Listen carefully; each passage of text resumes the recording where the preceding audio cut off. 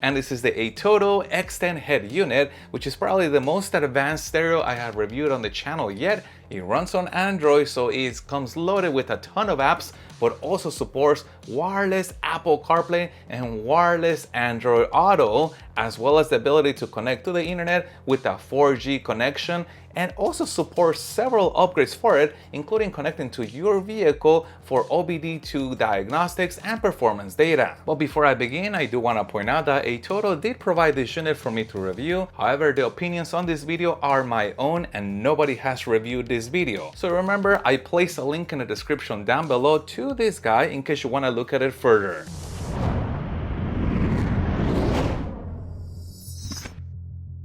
But let's take a look at the back of the unit first. We get a set of preamp outputs and also dual subwoofer outputs, low-level inputs, coaxial output, video in, and two more video ins, one for the optional rear camera and one for the optional front camera. We also get optical output, microphone input, full-size HDMI input, the connection for the radio antenna, and the connection for the Wi-Fi 4G and GPS antenna. And for the power harness, each one of the wire ends has been labeled with this function, and we also get two full-size USB connectors, one of them to access USB external storage, but the other one is used with the optional camera in case you wanted it to record like a dash cam to a USB stick. And if you needed mid-range or tweeter outputs, they have included the harness for that, and also this 4G SIM card bay, and here's where you will load that SIM card. And because the system supports GPS, we get the GPS antenna with integrated 4G dual antennas, and here's what the main screen looks like. Now remember, this is a full Android system, so all of this can be customized, which is going to be great if you wanted to add icons in here, increase the size or decrease the size of them, or eliminate them altogether. Also notice that I have placed my Pandora controls right here. However, I can also swap this out for Spotify.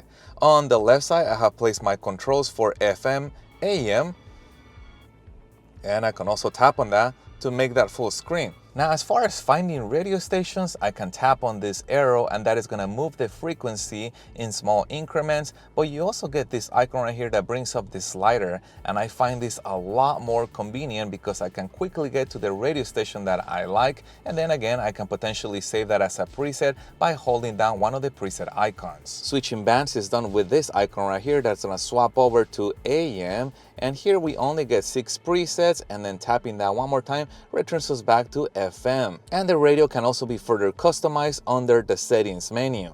Now I also want to show you how the navigation works on here. This little guy is going to exit the application, and this guy right here is going to bring us back to the front screen. So for example, notice that the radio is still running. However, if I wanted to exit that, I would use this, and that's going to stop the radio. And what I like about this particular section is that not only can I control my radio, if I use the icons on the top, I can control other media that I have on this device.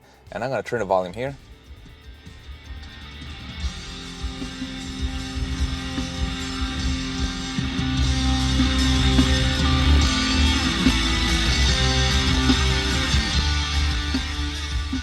And I have to say that this radio does have really good sound quality. Now this particular vehicle is on the stock speakers, but it does have an aftermarket subwoofer, and this is connected right now for subwoofer output. And just like with the radio, if I tap on this guy, that is going to maximize the application. Now there are going to be cases where turning the volume up or down might be too slow and you just want to mute the music. Let me show you how that's done. I'm going to hit play right here. So as you can see, this button right here allows us to mute the music. The music is still playing, but it's muted. Tapping this one is going to resume the audio. And we'll come back to the Android Auto feature in a little bit. The next icon is going to be for phone pairing. If you wanted to make phone calls using the Bluetooth function, the next icon is going to take you to any media that you may have stored in the stereo because it has its own memory, or that you may have connected on an external thumb drive like I have done on this case. And the center icon again brings you back to the home, or if I tap it one more time, it brings up every single app that's loaded onto this stereo. Now the next guy right here that looks like a little face, that is the Drive Chat, which is the AI powered assistant. Basically, if you want to ask a question or for help, that can be done if you download the Android app using this right here, or if you are on an iPhone, if you download that from the App Store. And the next icon right here gets really interesting because this does support a front and a rear camera, and they can potentially be used as a dash cam. So you can see in here where you could potentially save those files of your drive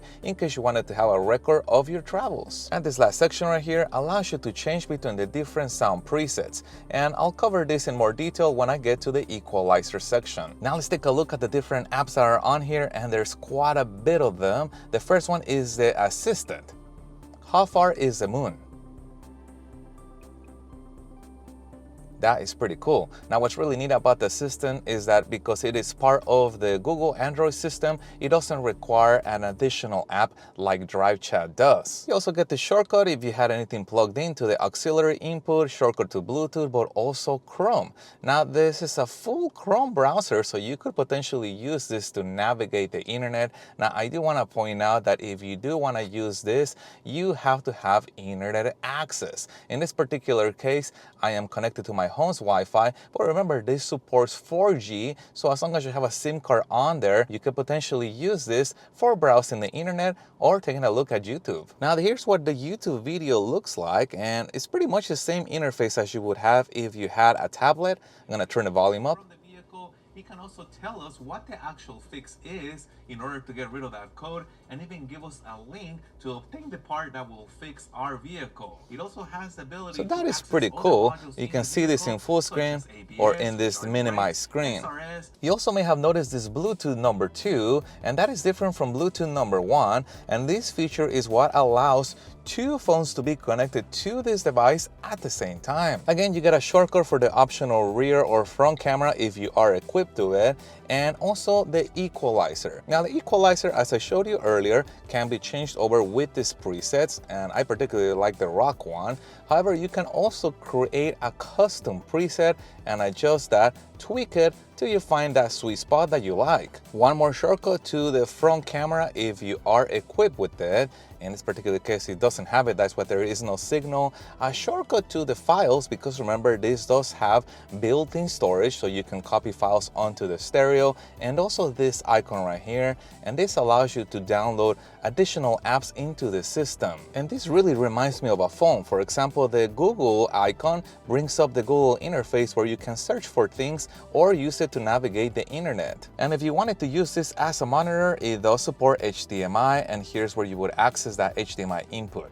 But also there is this Lumi Auto app, and what this does is allows you to control an optional set or RGB lights on your vehicle. Once again, the shortcut to the maps and shortcut to the music is also available, but also this guy right here that allows you to fully customize the system as far as the theming of it, the colors, and other customization. Moving over to the next page of settings, we get pictures. Now the Pictures app, it's nice because not only can you see pictures, but here is the big part that I really like. I can tap on this guy right here, and then I can access any potential pictures that I might have included, in this particular case in my little thumb drive, and then I can take this picture and set it as my wallpaper. The system also supports the Play Store if you wanted to download apps directly from Google, and another shortcut to the radio, and another shortcut to the optional rear camera. Now before I go into the settings, I do want to show you the system update icon.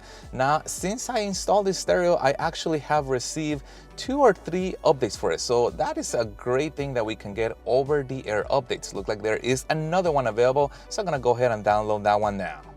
We also get the Torque app, which allows you to access your vehicle's fault codes and also performance information with the optional OBD2 wireless dongle. And I'm telling you, there's a lot of upgrades available for the system, such as the TPMS module in case you wanted to add tire pressure monitoring to your vehicle. Let's take a look at this video icon right here.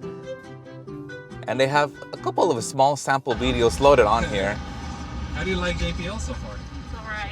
It's alright? Hanging in there? A lot of walking. Is it worth it? This is actually my video, but you could potentially use this to load a full-size movie and watch it on your stereo. And finally, you get this widgets icon that allows you to add or remove widgets or customize the different things that you'll see on the shortcut bar. But now let's take a look at settings. Here's where you can customize the Wi-Fi and how the system pulls data, including the mobile network, hotspot, or a VPN. The next icon right here allows you to sign in into your Google account and change other settings such as Google services, language and input, and whether you want a screen lock and also location access. And the next icon allows for further customization. These guys right here are different static wallpapers, but as I showed you earlier, you can potentially load your own wallpaper, or my favorite, you can change it over to a live wallpaper. Now, I particularly find this guy right here relaxing, so I'm gonna set that as my wallpaper. Earlier, I also mentioned that the home screen can be customized, and that is done right here. There are several presets built in onto the unit. However, you can always do a custom one. And lastly, the advanced settings can be accessed with this gear icon, and everything can be customized quite a bit on here. Now, this particular system does come with 128 gigabytes of storage, and as you can see, just the way it comes from the factory is already using 27 gigabytes. So you have roughly about another 100 gigabytes of built-in storage. Now, most people are probably gonna connect a little thumb drive like this, but if you wanted to transfer files from here into your stereo, it could definitely be done. And this is the Android Auto capability. Now, this is fully wirelessly, so the phone is not connected to the vehicle with a cable. It is connected via Bluetooth. And if you have iPhone, it also supports wireless CarPlay. And this is pretty much the same functionality that you'll see on new vehicles. All of it is accessible in this system because of that support for Android Auto and CarPlay. And if you wanted to exit out of Android Auto completely, you will use the exit icon. However, you can always swipe down from the top and then you get that back arrow, or you can swipe up from the bottom and then you get all those little shortcuts that we had earlier, which can be used to go back to your system. And as far as installation, they include a set of universal mounting brackets and this optional front bezel, which in my case I did not have to use. However, there's a possibility that your vehicle may require an installation dash kit, and Atoto says that their tech support team can help you determine if your vehicle is going to need one of these special installation dash kits. They also included a set of screen protectors and this trial internet SIM card, which I think is a good idea. That way you can test out the internet connected features of the head unit and determine if you really need those. I mean, some of these features are pretty neat, like being able to browse the internet or look at YouTube anywhere you want when you're away from your home's Wi-Fi.